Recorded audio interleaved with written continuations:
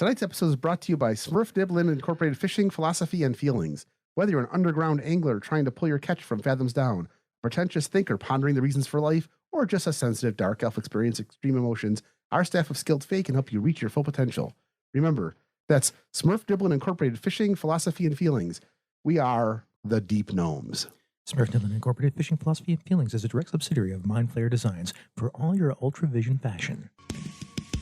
This is the Misdirected Mark Podcast, a podcast about gaming, game mastering, and entertaining you, our listeners. We are explicit, you have been warned, and I'd like to thank Mike Willard for letting us use his music on our show. Now let's pick up those mics and get on with this thing. And welcome to the 499th episode of the Misdirected Mark Podcast. Tonight we discuss layers and focus in your tabletop role-playing games. But first, my name is Jerry. My name is Phil. What the hell? It's $4.99? Mm-hmm. My name is Chris. And I am baffled that we made it to $4.99. I am too. Also, Old Man Logan. You think it's impressive now? You wait till next week. 500? I'm also baffled that you're Old Man Logan. I'm not. Me neither. Have you ever seen him? What does baffled mean? Baffled? I don't Bob know. was Old Man Logan when he was like in his 30s. Damn right. He was screaming, "Get off my lawn," when he came out the womb. Get off my lawn. It was weird. Never mind. I realized it after I said it. I'm like, I made a mistake. I don't know. Well, If then. I don't know if there's a time, because I only met Bob, I think, at the end of his 20s into his 30s. So I don't know if there was a time where he was like young and like freewheeling Bob and then calcified, or did you like calcify at like 14? I mean, based on the stories that he's told us, he used to like go driving around like a wild person when he was younger. No, I was never freewheeling. Like Free Spirit Phil? Yeah, like Free Spirit Free Phil. Spirit Phil. That's not how this guy worked. Mm-hmm. No. I mean, I know like at 50, you just like, you totally like jumped in. You were like, oh, I'm officially old now. It's on. I would right? still Like, say that you're more of a free spirit now than you were then. I mean, him? Yeah. Yeah, Yeah. absolutely. Okay. Just some announcements real quick. So episode 500 is next week.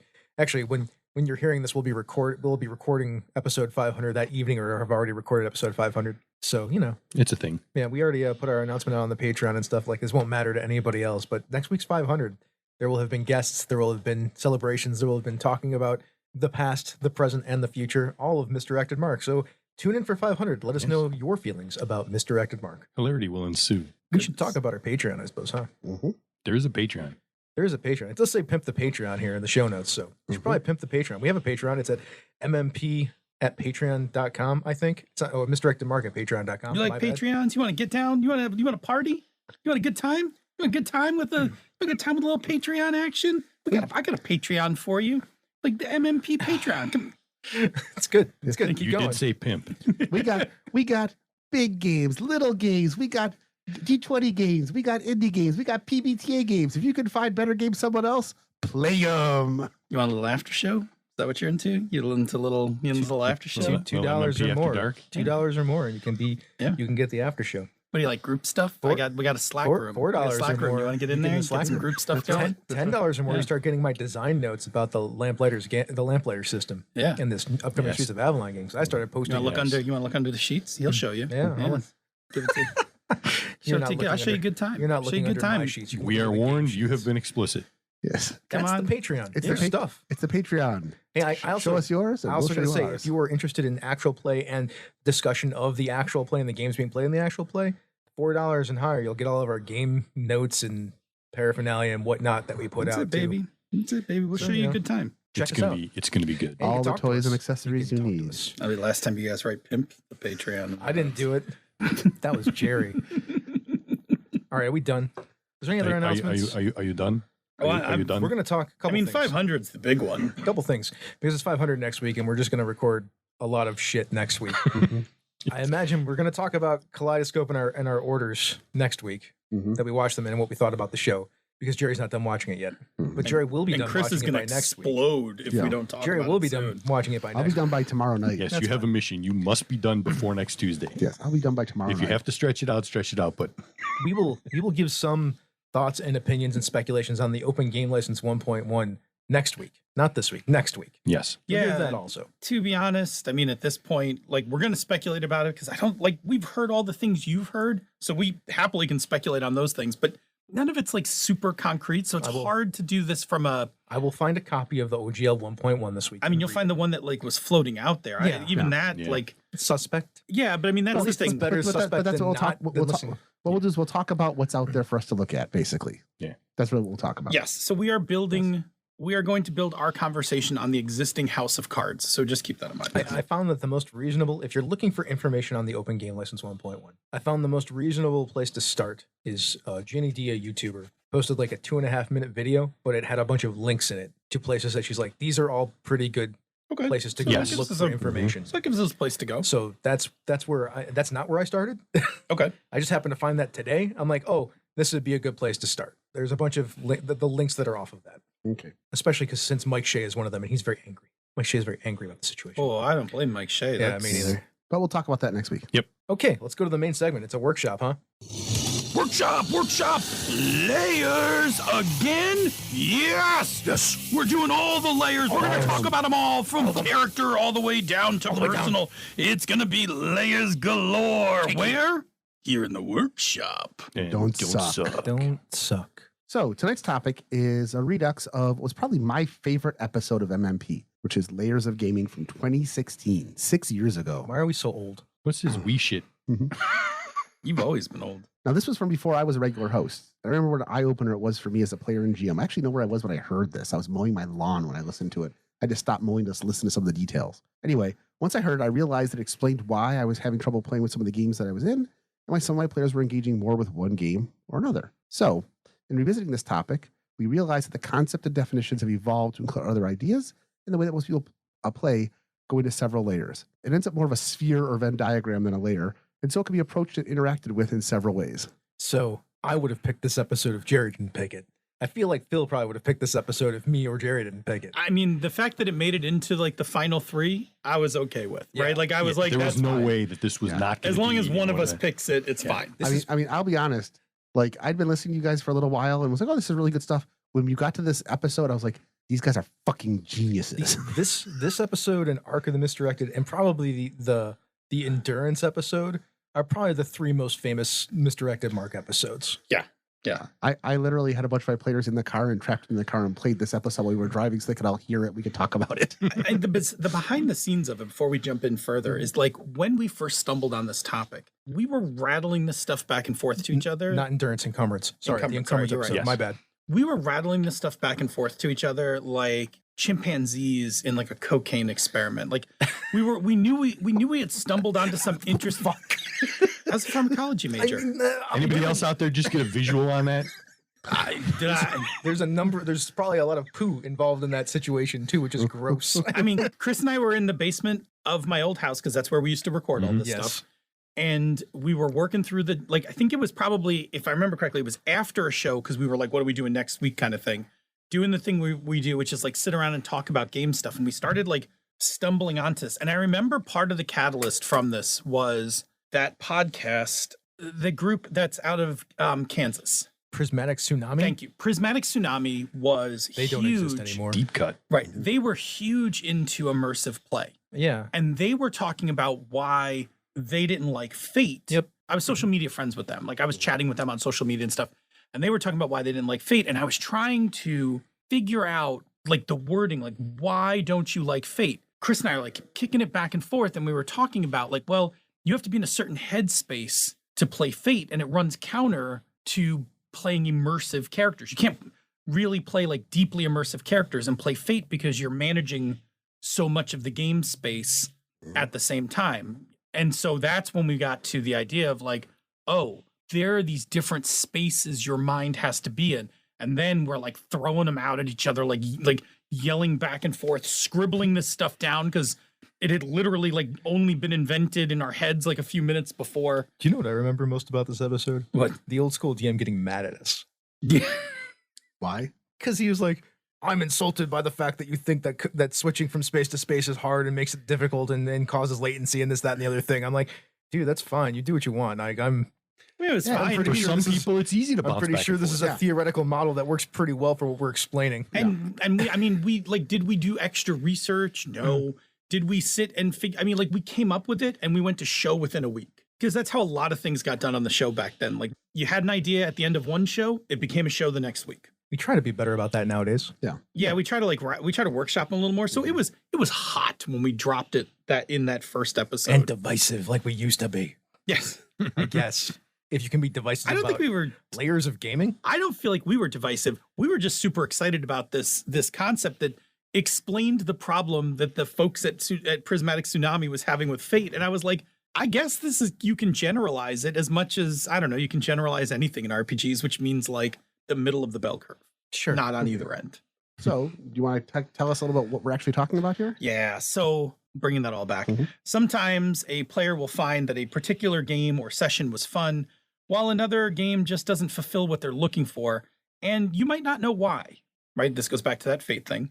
And often this is because the game's engaging players in these different contexts or layers. All right, so let's get into this. Like we just discussed it long enough, but we'll start with the definition like we normally do. Behold, you are in the presence of Definition Panda. All right, so what do we even mean by layers of the game? We're talking about cake.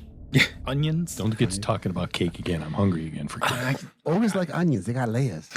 I could go for cake. We should have cake next week. We could have cake next week. What do we mean by layers of the game? When we are playing a game, we are interpreting what is going on in the game in different contexts as our character, as a player, as a member of the group, etc. What is happening in the game is also filtered by which context like we're currently occupying. We develop preferences for certain contexts.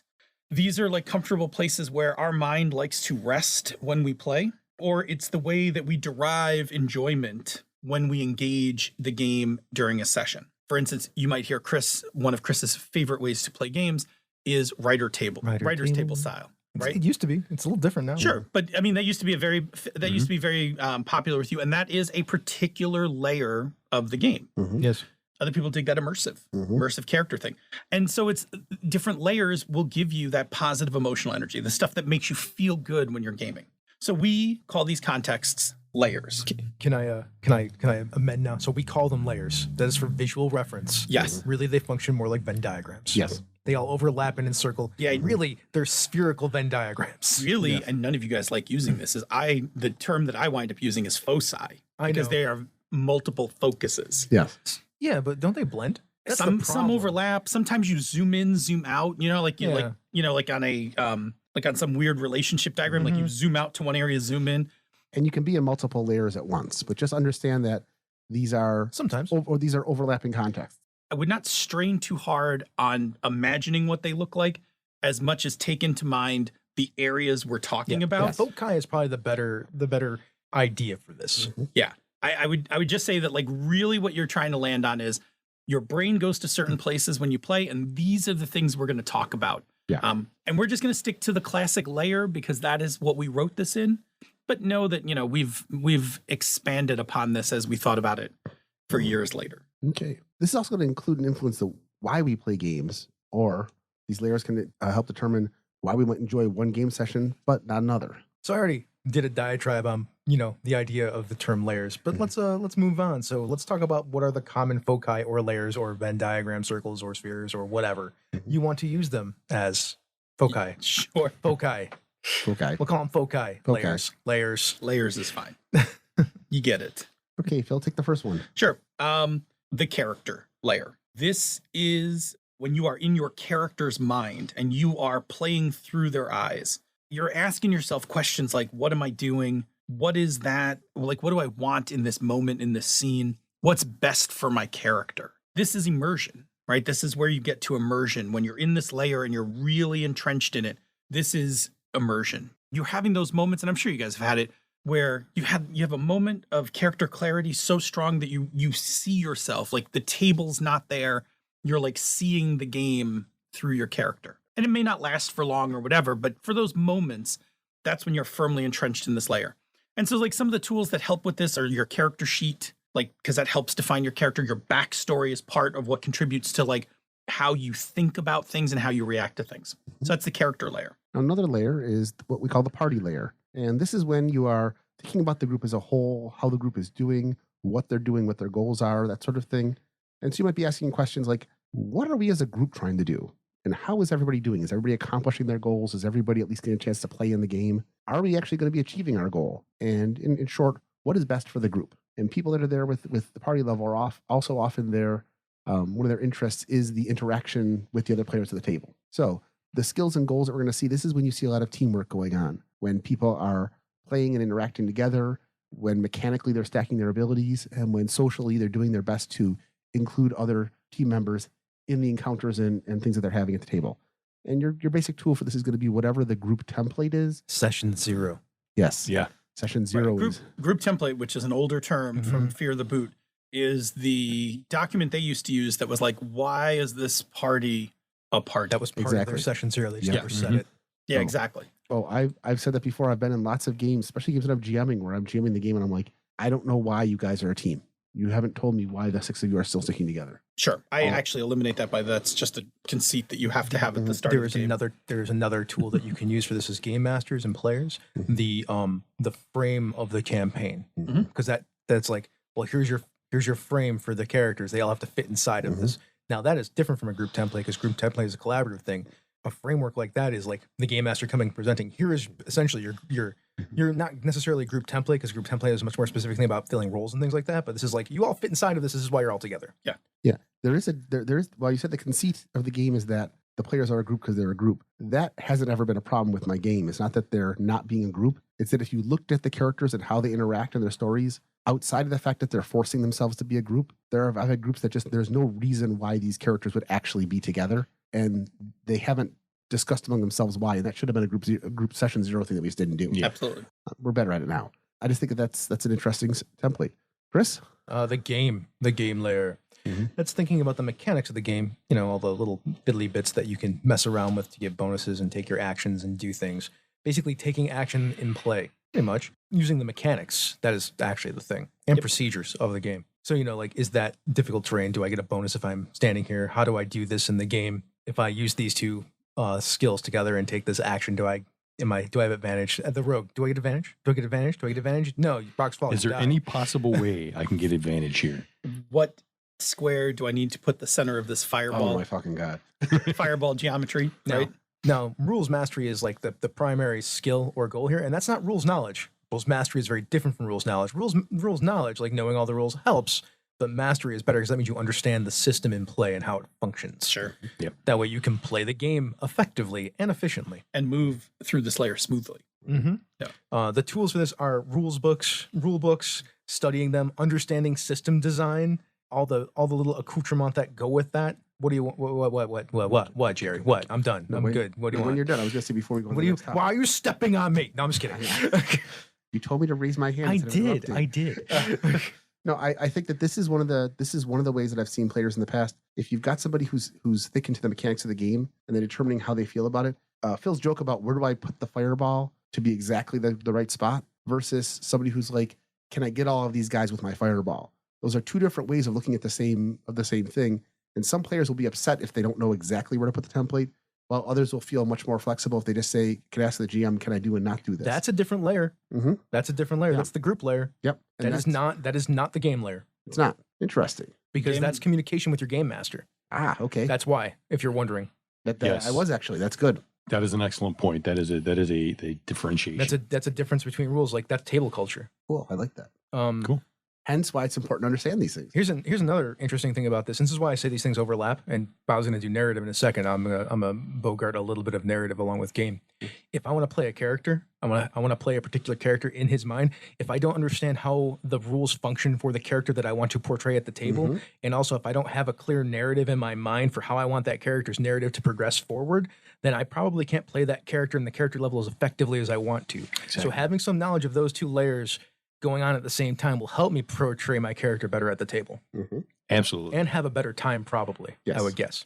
I would venture to guess that is accurate. Yes. Right, Bob, tell me about the narrative layer. Yeah, so the narrative layer, this is where you're thinking about the flow and direction of the actual narrative being created at the table. So questions like, where is this narrative going? Will this thing be revealed? What would be the best thing to do right now? All right, what is best for the immediate narrative? This is very much the storyteller thing. And just to differentiate, what is best to do for the story right now is different than what is best. It can be different from what is best for my character. Or no, the not, party. not for my character, for my character's story. No, Those no, are but two I'm saying those are two different layers. those right? are no, because the narrative of a character's story arc and the narrative of a meta campaign arc are the same thing. They're both narratives. I'm with you on that. Uh-huh. What I'm saying is, what action should I take for my character? Like, what should I do in this moment when you're in the character level? Depends. Right. But sometimes, and I do this, like I put my characters in non-optimal or sometimes dangerous situations for fun. Sure. For my, because narratively it amuses me to let my character miss something obvious. That is a perfectly legitimate choice. And it also informs something about the character. Well, and it's because I derive a lot of enjoyment at that layer, at this narrative layer. So your tools for the narrative layer are going to be all the session notes, your meta knowledge of the campaign, those kind of things. The conversations that you had about where you all want the story to go. Yeah. Do you have an idea of how you want this story to proceed? On the arcs episode comes into play greatly here because of the different kinds of arcs that can exist in narrative play. Yep. All right. What's the next one, Phil? Campaign. This is when you're thinking about the greater story being told over the course of many, many sessions, right? Are we getting close to our goal? Where should we go next? What's best for the, arc, the campaign arc of the story? Are we close to Mount Doom? Far from Mount Doom? Is this getting us closer to Mount Doom? Campaign management is a big tool here. This is where your campaign notes, your wikis, your Google Sites, like wherever you're storing your campaign stuff comes into play, gives you information about the overall campaign. So we used to do this from the game master point of view. Like this is all stuff that we used to talk about from the game master point of view, not from the player point of view. Sure. The campaign layer for players is very interesting to me these days because I have pushed on players in my games and pushed on game masters in the games that I'm playing to find some way, shape, or form to include the players in meaningful ways into the campaign arc. I'm gonna make a statement about this ideology that we have set up here, which I think is still a very good ideology. I think I love the idea of them being foci more now than layers because foci can be reinforced by other areas. Absolutely. And if you can do that and understand how those things reinforce each other, you can probably have a better game experience. I imagine that if we sat and spent time and really workshop this like off mics for a bit, I suspect that there are certain activities in the game where you combine multiple foci together to make up an activity. Sure, probably. Right? Yeah. Like when you are like, like when you're making a decision about like the next like where to go for the next adventure, like it's a little bit character, it's a little bit narrative, and it's a little bit campaign. Correct. Right? And like, a little bit party. Right. Like put like they come together kind of thing. And I suspect And potentially game if you're playing a game where you can go somewhere where it's super dangerous for you and you chose not to go there because you're like, well, I'll die. right. So there's a whole lot of Right. Like, so they start to come into play. And I think certain activities pull some of these in. If we're talking about the more off the, like, I don't want to say off the cuff because that's our other show, but, Makes sense. but if we're spitballing this thing live as we're, looking at this 6 years later, I do think that certain activities in the game pull these into play.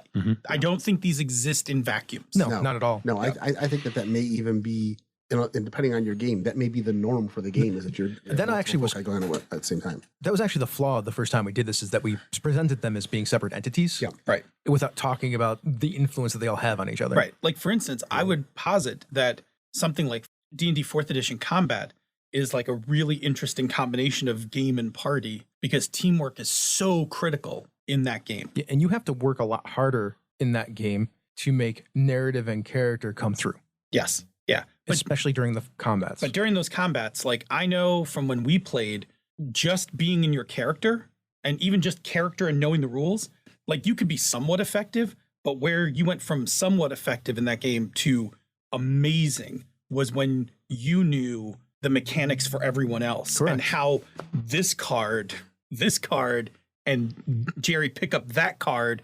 Now we're going to do some real damage here when we put these two powers together. It was a big part of the game. And Yeah. like I said, to make character and narrative feel like an actual important part of that game was a lot of effort. I had to put a lot of effort to make those two things a much, much stronger part of my 4th edition campaign, which is why the people that played that game loved it so much and talked about it for so many years. Since we're just all over the place and I'm loving this, can I posit that possibly all the fucking cards made it harder? Yeah, sure. Because I remember, and I wrote an article about this in Gnome Stew, when we stopped playing 4th edition, how much smaller my games, like my space as a player was on the table. Because before that, I had a character sheet, I had power cards, I had item cards, like I had all this shit laying out there. And so if I'm trying to get into character, I got like all this shit in front of me that's like bombarding me sensory wise. That's all mechanical input. None of it is about very little on that character sheet is about my character, but a shit ton of it is about rules, mechanics, and stuff like that. And so I know for me, my eyes, like a TV left on, was getting dragged into the mechanics of that game more and more. I only played 4th edition as part of Adventurers League. It took me a while to figure out what you were talking about. I never had cards. I just had my character sheet and a list of notes, so I had no idea what that was. We printed those motherfuckers out and cut them up. I did too. Okay. My play space for that game was like the size of this end of the table. I also was playing and running a game every week. Yeah. It was great. Right. And we also awesome.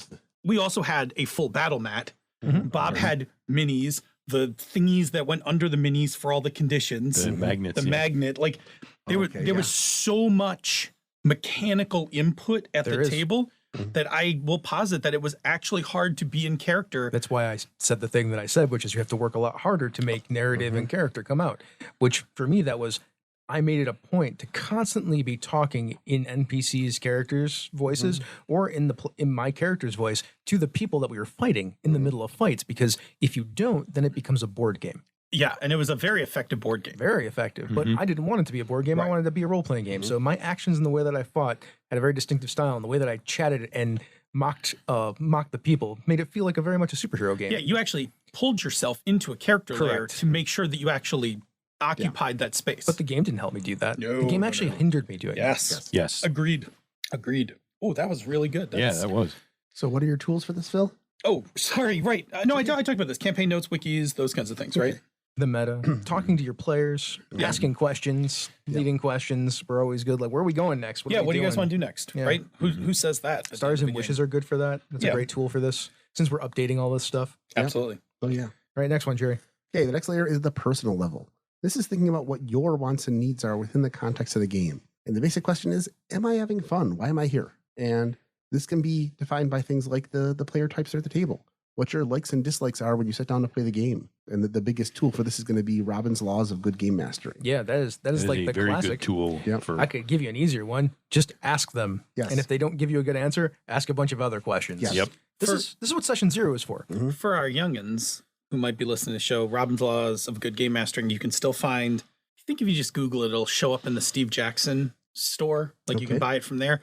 But also most of it got put into, so you have to be somewhat older, I believe it got all put into the 3rd edition DMG. I think a good portion of Robin's Laws character, like the player stuff, all got chunked into part of the DMG. This is what I've seen possibly the most from players when we're playing a game that has to keep checking on the players to see, are they having fun? And this is, I think, one of the layers that really strongly overlaps into other foci very quickly. Because if you find out that they're there to do one particular thing, or that they're invested in one particular type of the game, asking the questions and finding out, like, if they really want to be mechanical, that's going to be one layer. And if that's what they're really there for, is to... If they're there to play the game, like the game mechanics, then that's a thing.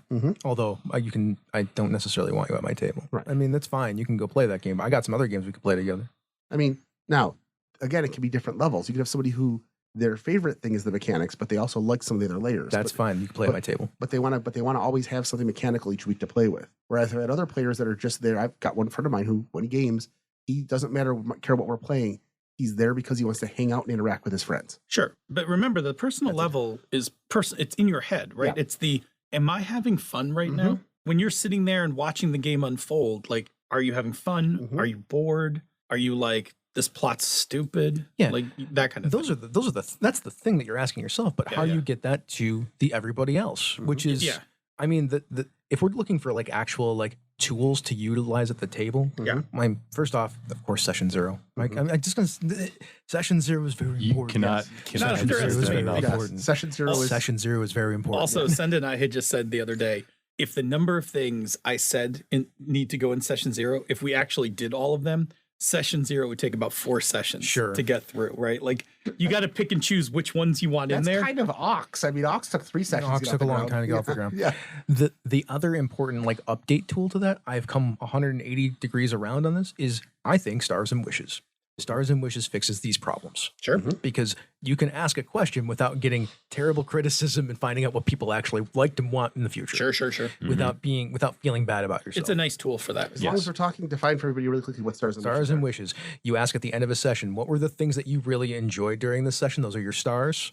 And what are the things that you would like to see in the future going forward? Those are your wishes. Yeah. And if everybody gives that answer, honestly, then the game master and the players with each other, because the players should be listening to each other, can work to give those things to each other. And then you can update your whatever session 0 meta document thing that you have for the things that you want in your game. Yes. I'm pretty sure there's probably a bunch of other tools that I don't know about, but those are the ones that I use constantly now because they're very effective. And honestly, as a player, knowing what the other players want helps you to help them. If you're doing a collaborative, very collaborative table where you're all trying to have a good time together, and you as a player see an opportunity where like, oh, if I do X, I can help get us to what Jerry wants and Also- help Chris to get Jerry to where he wants to be. It also inserts you into Jerry's story. Yes. Which makes it feels more like an actual storytelling collaborative experience. Exactly. Instead of just three, if like in our Ox game, if we all played just for ourselves, it would be 3 separate stories inside of a ship And that's sentient. being collaborative with each other is in my opinion, for me, it's way more fun. Now the trick to that is to find your openings and then insert yourself into those things, Yes. which is a whole nother episode, actually. Well, and also to the opposite, which is find an opening to insert people into your story so they can then Yes. act that Pull as them well. into yours. Pull them into yours, and when you do that, pull them in, and then step back a little bit and let them add to the narrative of your story. What? Back on topic, Yep. guys. Yeah. Back on Yeah, topic. we got to rein it in.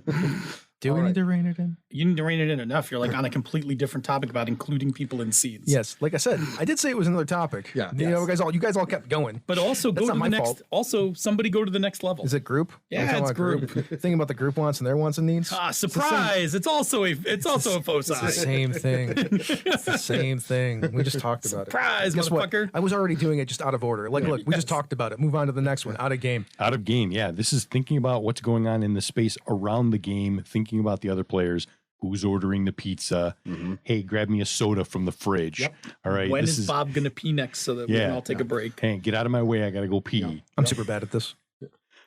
This, I mean, this layer speaks for itself, right? There's no real tools that it's This is one of the things I learned from you guys is you guys actually take mid-game breaks, which is wonderful. I'm glad we do it. But for years, we would just marathon game. We would play for 8 hours, and somebody would just disappear for a minute and come back. We didn't take. I don't Like, take breaks. We're going to take a break for 5 minutes and let everybody hit the bathroom and grab something to drink. I hardly ever take breaks. I don't even think about it anymore. Like, I just like, we're playing. Oh yeah, you want to take a break? Fine, I guess. Take a break halfway through. People usually have to pee. I'd rather people. I'd I'd rather people just get up and pee for a few minutes. Yeah, I just don't think about it. I'm just like, I'm in the game. I'm playing the game. I don't think about it till it starts to happen, but as soon as one person decides they need to get up, take up, you know what? Here's a good place to break. Why don't we take 5 seconds every at the bathroom? That's usually how I capitalize on it. Yeah. There are tools to this now, though. Yes. Like, we use social media to talk to each other. We use documents to organize each other. We use things like to rotate whose turn it is to get dinner or whatever for certain groups and things like that, or what we're going to have for dinner, when we're going to get together, when the doors open. There's all sorts of communication tools, which is really what the out of game stuff that is true. tools are, which is any communication tool that you find to be useful and easy for everybody in your group to use. So, I mean, when we first created this, right? This, who's ordering the pizza thing. When I was a teenager, on a Friday, we'd start gaming at about 3 in the afternoon, and we'd game until about 11, 12 at night. And so, sometime around 6, you all start getting hungry, and this question would start to percolate in people's heads. Like, somebody start getting hungry. Somebody be like, we'd be in the middle of a scene or in the middle of a combat, and somebody be like, "When are we ordering pizza?" Right? Like, that's where the out of Just game pulled everybody yeah, to the like out of game boom, layer. like everybody shift layers now that we've asked this question, kind of thing. We alleviate a lot of that in ways where like we have dinner before we game, so that it doesn't actually come up. But and we use social media to talk about it beforehand. yeah, we like that's all taken care of. But I mean, I've seen you guys like when we play Knights Black Agents. Like we'll all be sitting playing. We're having we're it's not a very immersive game, but we're all playing the game, and then somebody picks up the brownies, right? And then everybody's like, whoa. Yeah, hand that over here. Yeah, pass that over. Like pass it over when you're done. Because for whatever reason, that game always has a plethora of snacks. There's more fucking snacks in which that game. kills me. I have to. That's my own personal. Well, belief. Anyway, Like when I was just about to do it because I wanted to do rein it it too. They're back like, in. yeah, you can do that and work it out. What's happening here? Phil's reining us in? I don't that's understand. bad. You guys is bad when I'm the one who has to pull us back in. Look, Says if we're you'd going like long. to see the chart of our layers, activities, and tools, which is not nearly as complete as what we just said at all, it will be available to all of our patrons. Patron! What? Bespoke plug. You can just go get it for like $4 a month. You want to see some table action? We got you. Table action. It's there. Just show us the money. show us the money. Show me the By the way, All we sorts use, of group interaction. we use that money to help like make better, like We'll talk about that. make at the stuff end, for baby. the make stuff for the show, right? Like we could probably buy Phil a better shotgun mic than we have right now. Everybody else has got pretty good microphones, but Phil could probably use a better I microphone. need That the one's Britney, good. I It's need good. the Britney thing that's like taped to my head. No, you Just- don't. You do not Anyway. need. You do not need the $3,000 microphone. No. So, what does all of this actually do for players, right? Nothing. Like, what's even the point of this? Absolutely nothing. Yeah. I'm sure it does something. So the idea is to start to understand like where your mind is resting during different kinds of activities, right? So if you're a player who loves immersion, right, then where you want to stay is like character, party, the personal and group layers, like the stuff that's like about being in your character and interacting with everybody. If you are like big into storytelling and narrative gaming, right, then you're going to be like somewhere like character, party, game, and the narrative layers, like because you're going to want to mess with the story.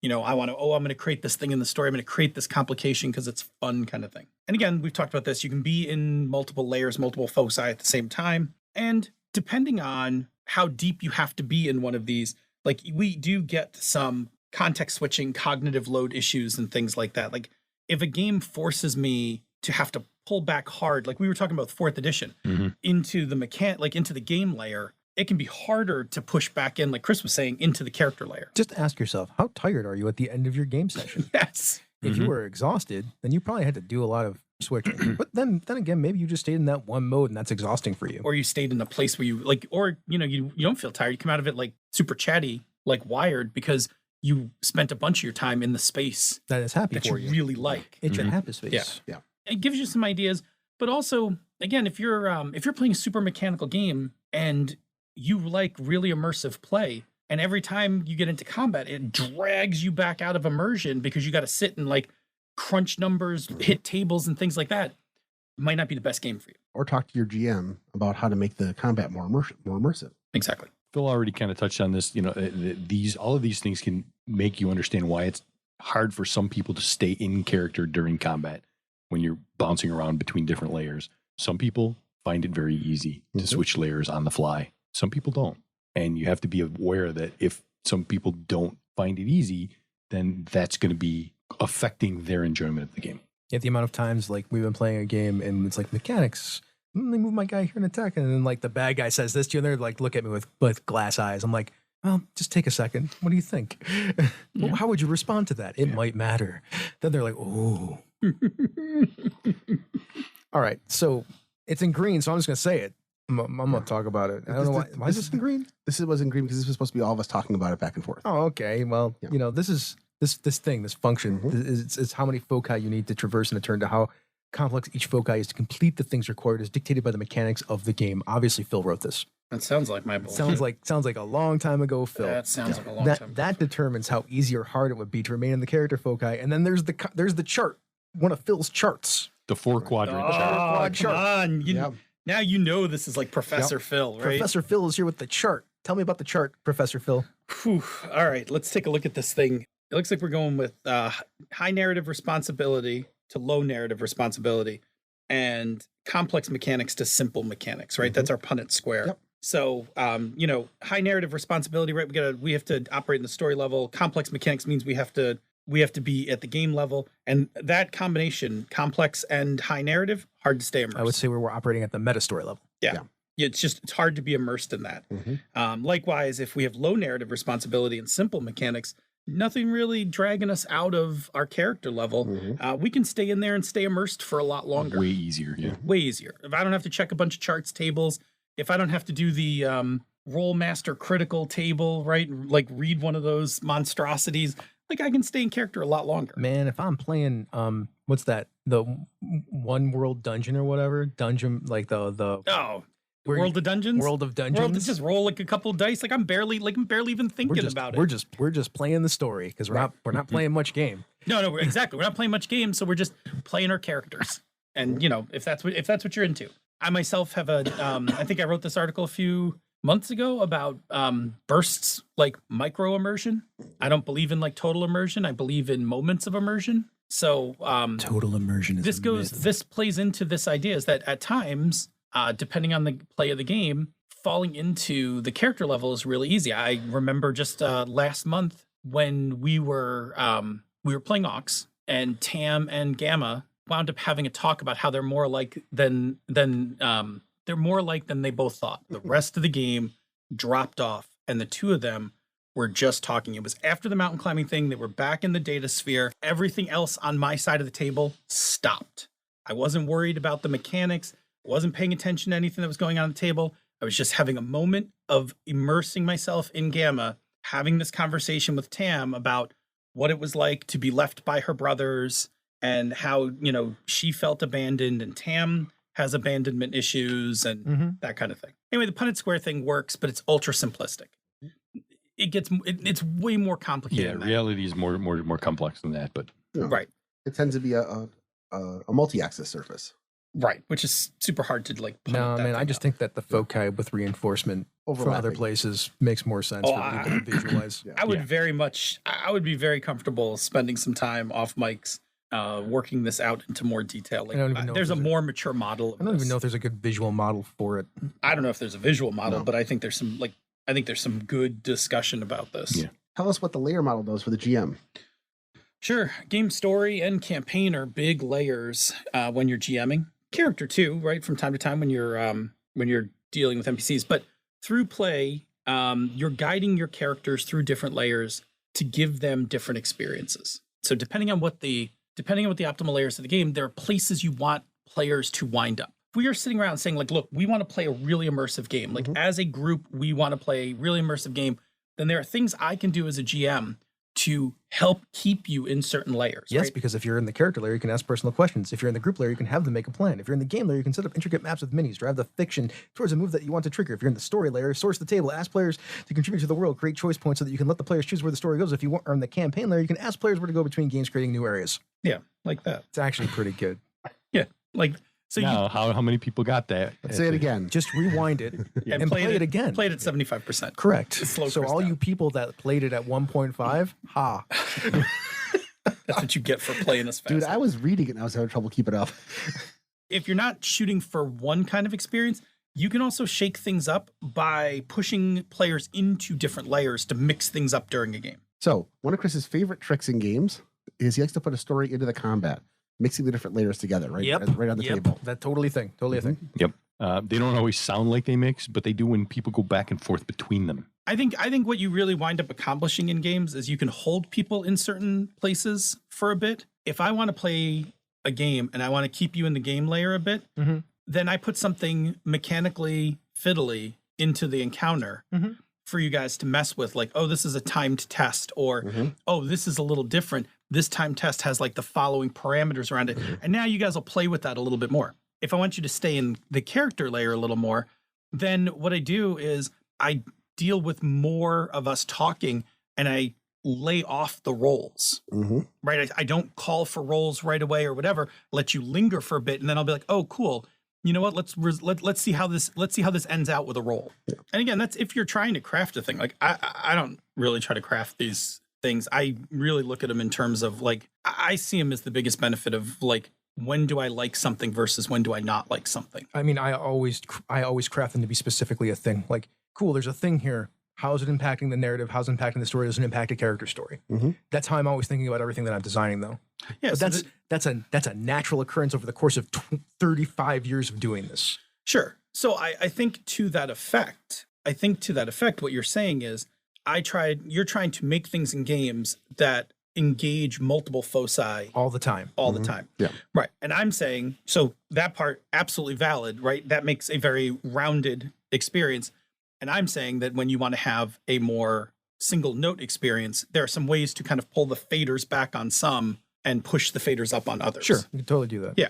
But I don't think either one is particularly better than the other. And I think it's actually good I think it may be better to consider all foci at the same time. Yes. If you can.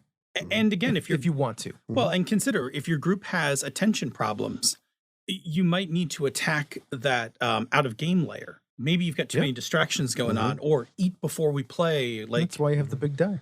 The big right, the big die to quash. We talked about tools for all of this over the last 500 episodes too. Right. Yeah. But those are the problems they're addressing, right? Like if your out of game layer is interfering with the game or character layer, you can take some actions to try to reduce that.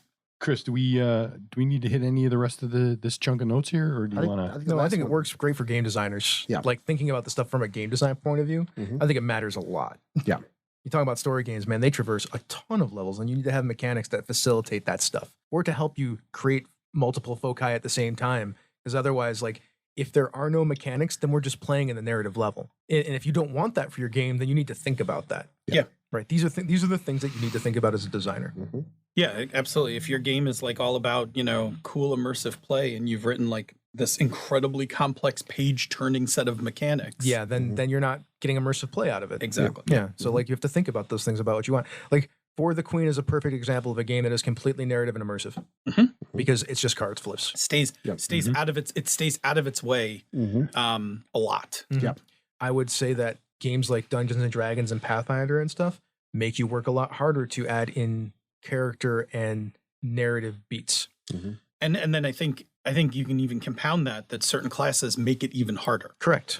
Like Wizard is a whole bunch more mechanics you have to engage in than Rogue. One of my kind of benchmarks is how often do I have to go to the book during the game? Yep. If I have to look up rules on a regular basis or just look up how things are going to interact with each other, even if it's not a dice mechanic, that is going to change how immersed people get in the game. And this is where like certain tools are really cool. Like, I don't know if you remember. So DCC, like Magic is really complicated because like every spell has a random chart. But Purple Wizard has this tool that you can make a PDF of your grimoire so that you don't have to open the big book. Your spells are just like in a little PDF. It's even better than that. Or they have the app. The app. Yeah, they have the app where you just plug in your number, hit a button, and it tells you the effect, right? And again, those things do two things, right? They, in terms of focus, they allow you to linger less in that game level and go other places. There's not a lot of mechanics in there for like helping you do the narrative thing, though. No, none. None. I mean, in the games I'm talking about, like there are a few mechanics in D&D, like backgrounds and things like that, and Pathfinder too, for like narrative stuff. But yeah, I would say that a good middle ground, like Cortex is a good middle ground because of distinctions. Sure. Fate's a good middle ground because of aspects. It's got mechanics. You play the game. It's got pieces to it. I think what's interesting about DCC, and it's not necessarily Foci, I think, but the way that they get you into character is the funnel. The goal is you're supposed to take your characters into the funnel. You're supposed to lose a bunch of them over time. And the experience of having spent time with that character is what invests you in the character so that you actually have more background about your character before play. Like that's like the intention of the funnel is it's a character investment tool. And you're really not supposed, like, I think it's by third level, you're supposed to get down to one character. It's an interesting, I think it's interesting. And I think people like have a lot of fun with it as just its own activity. But I know like when you guys finished your funnel, I was way more invested in the characters that survived that funnel than like when we started. Oh yeah. I thought that was way more interesting. So Bob, what does the layer model do for players then? Yeah, so if you're identifying what layers a player enjoys, that can help you pick the games and the characters and the character arcs that player is going to do. Letting the GM know what layers you enjoy can also help them run better games for the player because then they know where you like to be. And the more knowledge you give to the GM, the better off you're going to be from that other end of the table.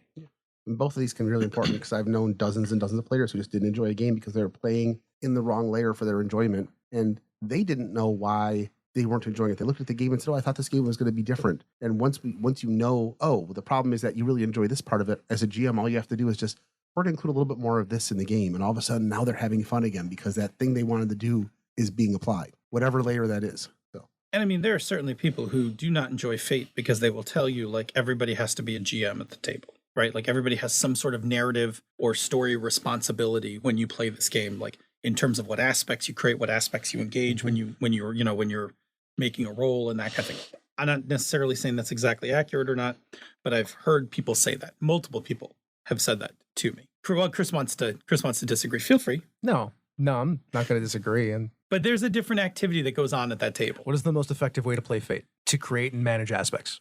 Yeah. So if you're not creating and managing aspects as a player at the table, then you're not actually playing the game effectively. And you really won't have that much fun with it. Correct. Yeah. So, And yes, if what you that's said not is right. something that you like, then Fate is not the game for you. Yeah. You should play And something that's else. probably why I don't enjoy Fate as much, because I want to be more active in the game doing things as opposed to just going around creating aspects on a regular basis. Oh, no, that's how do you be active in the game doing things?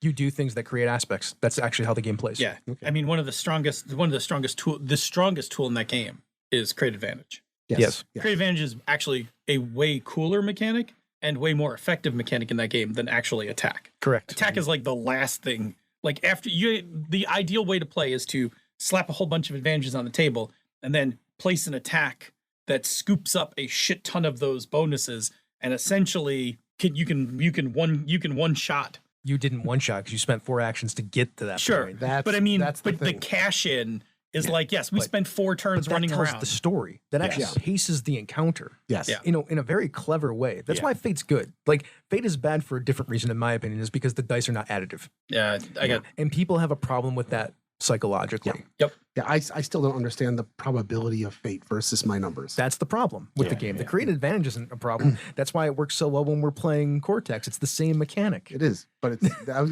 gonna say when you said the best way to play Fate, I said play Cortex instead. No, it's not the best way to play Fate. Best way for me to play Fate. Fate is different than Cortex is for a very number different. of reasons. Yes. Right. But yeah, it's a very different. There's a very different flow to that game, and there is a lot more. There is a teamwork component to it because it's hard to just create all the aspects by yourself. It actually works a lot better when everybody's kind of contributing. I'll be honest with you. Teamwork in Fate is actually much more effective than teamwork in Cortex. I think that's going to be something. Yeah, I because think we'd that, kind of mod ourselves into. Yeah. Well, in order to teamwork in Cortex, I would have to create an advantage. Jerry would have to create an advantage, and then Bob could use those 2 advantages in Cortex. But they're just 2 extra dice. They're not actually Pluses. in Cortex. Yes. No, I'm Yes, saying in yeah. Fate. In Fate, they're actually additive. Yeah. They're pluses. That's a Yeah. much more effective. Yeah, you're guaranteed for each one that you pick up in It Fate. creates a different play style as a team game. And again, Yeah. when we go to the dice mechanic thing, once you've amassed a high enough bonus, because your dice average to 0. Yeah. Because your dice average to 0, if you make a roll and scoop up 4 That's +8. You're probably if their difficulty's a 5 And and you they have get to a 3 roll and you're you're- a 3, you're probably going to swat them. I think that's part of where I have an issue because, like, when combat actually starts in a game that has combat, I don't want to spend 3 turns before I get to put the beatdown on the bad guy. Well, that's my point. I think you don't understand how and that's okay. you don't if you just enjoy the play style or don't understand that the setup is part of the combat. I love that part of it before the combat starts, but once somebody draws a gun, I want to shoot them. I get I you. don't want to spend 4 turns figuring out how to drop a chandelier. And on it's a them different it's a different way of looking at combat from a player perspective. If you're used to doing it the way most other games do it, and then you get into Fate and it's like, well, we got to go around and we got to do all of this before we give them the shot. It's for some people difficult to flip that and get what you're doing there. But the other thing is, if you've got multiple people, only one is getting that shot. Also, the most boring thing to do in Fate, like Phil said, is I'm gonna shoot him. That's okay. You shoot a gun. Yeah. That's not even cool. But It's really not, that's part. in a different game, it's like we're in combat. We've got That's why 3 I don't- players and we've got a bad guy. All 3 players, I attack the bad guy. You're way off target again. Well, my thing is almost every Fate game where I've been in has been we've got 3 players, we've got 4 bad guys. I'm going to tie us off, but I will tell you a great example of talk a about this really another time. and a really fun way to watch that play out is Rockalypse. The Battle of Bands in You Rockalypse could also is just play it in any of my games. yeah. Yeah. But I mean, Chris Rockalypse does a does good this. job of that. Rockalypse does this cool thing where your lead singer is going to be making the attack, but the rest of the band is dropping aspects to hype things up. And that sounds like it's an excellent mechanic of the game playing to the theme it's trying to get to. That's because Eric Simon understood the thing that I just talked about and designed the game around the thing I just talked about. and it plays great. And I'll just say that when you hit somebody with a 36 shift, Good job, Eric Simon, who's probably not listening to the show anymore. right? That's her. All right.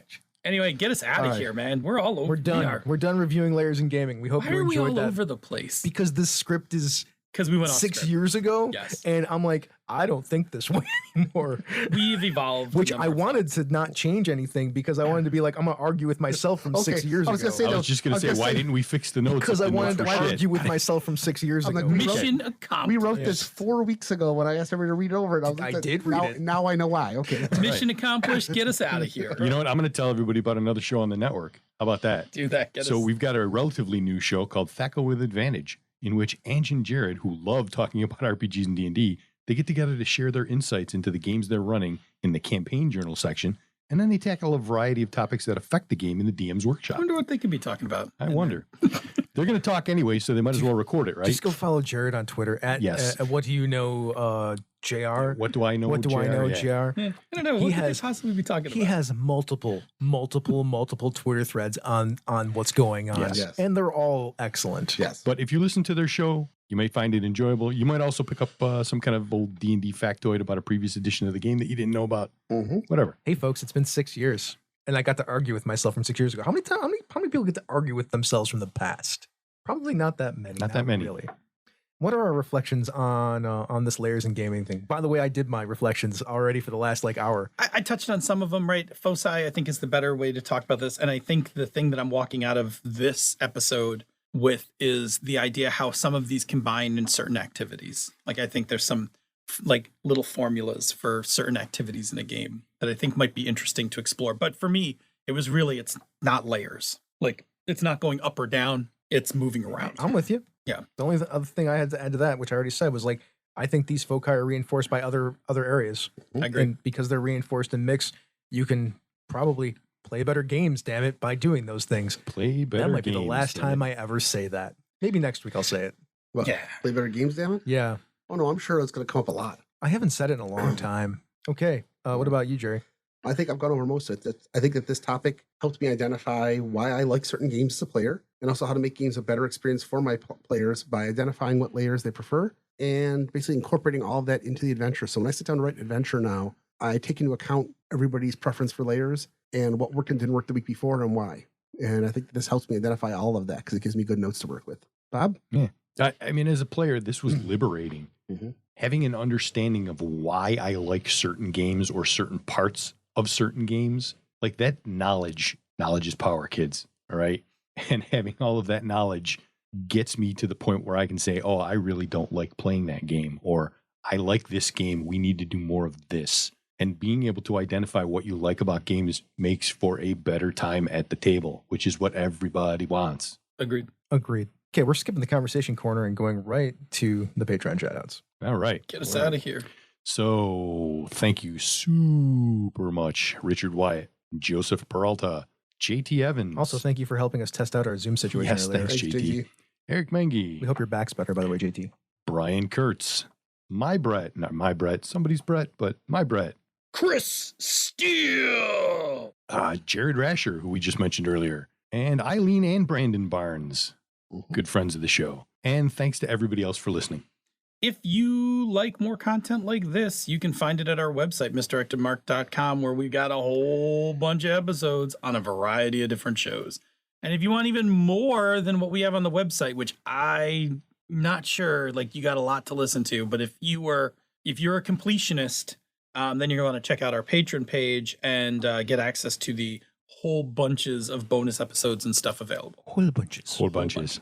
You definitely should check out our Patreon page. Anyway, this huge number of episodes includes some of the shows in the Mr. Mark Network, such as They're a Super Geek, Bone, Stone, Obsidian, Pandas Talking Games, The Gnome Cast, Bonus Experience, and the all-new Thaco with Advantage, plus back episodes of the amazing She's a Super Geek. If that still isn't enough for you, I suggest checking out our sibling podcasts, Tabletop Bellhop, The Knights of the Night, and Mastering Dungeons. Before you traverse another level or get stuck in the character level for way too long, pop out to the personal level. Give us some feedback. It was good. Reach us directly Made me using weird old archaic emails at mmp@misdirectedmark.com. Is it really weird and old and archaic? I wrote that, but I'm not sure that I believe that. You ask young people. Young people hate email Okay, cool. Why do young people hate email? because they grew up with texting. Email's slow, bulky. You have to write like You have to write a whole thing rather than just like fire off a text to somebody. With some emojis. It's as bad as snail mail as Okay, putting something. We're old. Yeah. It's fine. Yeah. It's fine. Yeah, Terry, you're like deep into Gen X. Like there's like 2 generations that have passed us. Oh, I know that. They only were forced to email. Anyway, we'll get Where into else the can after they show. find us? Hit us up on Twitter. The show in the network is at Misdirected Mark. You're so active these days. He is at Robert M. Everson. Yeah. GM Gerrymander. Hey, The Light 101. That's me. And me, DNA Phil. I'm lurking until, that site completely sinks. Keep waiting for it too, but Even it though just he's doesn't working. seem to want to die. I mean, it's like it's dying the slow death. Yeah. I see people all the time going, "Oh, my feed is all screwed up. My feed is all screwed up." Honestly, my feed has not changed, even though all like Mine hasn't changed at all. Hey, you remember that Patreon that we said earlier with the bonus episodes, tons of episodes, all that? If you want to support us and Please. other shows from Misdirected Mark, word scramble, It's been a while. yes. Misdirected Mark Productions, you can do that at patreon.com/MMP. Your patronage gets you access to the After Show podcast, our show notes, the Bamboo Lounge podcast, and sometimes there are special releases. Like the fact that I'm releasing now my design documents for the lamplighter system. Yes, The lamplighter. the lamplighter system. Phil came up with that. It was good. Well, this has been a Misdirected Mark production. The media arm of Encoded Designs. Mic drop. Second to last one. We out.